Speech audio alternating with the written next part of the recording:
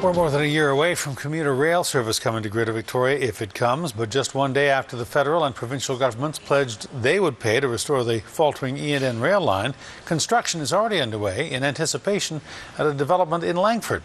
The Island Corridor Foundation says a case study still needs to be done, but if everybody's on board, a commuter rail pilot project could bring commuter relief by next spring. CTV's Louise Hartland shows us what it might look like. It is home to hundreds of families now, but when Westhills is complete in 30 years, the developer expects more than 16,000 people to live here, many of them commuting to Victoria for work.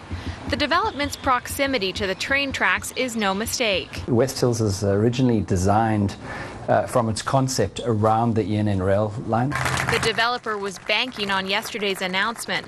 The federal and provincial governments will spend $15 million to get this line from faulty to functioning. We'll definitely have a park and ride, and we'll have a station for sure.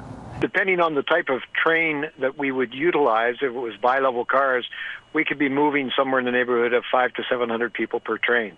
The rail car system could be similar to this. The West Coast Express runs on the mainland between Mission and downtown Vancouver.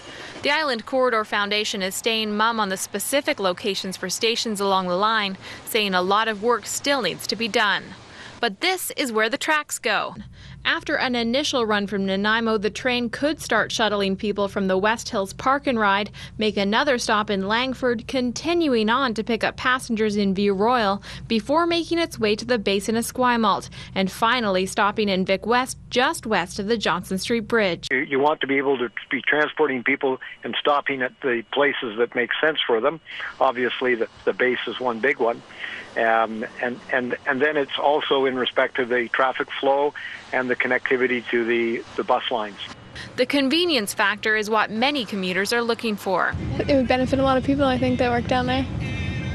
If the price is right. It can't be too expensive too, right?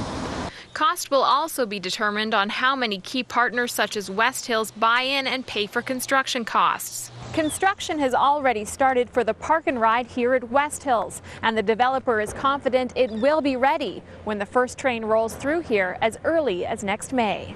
A buy-in all levels of government are hoping for to make the pilot project a permanent success. Louise Hartland, CTV News, Langford.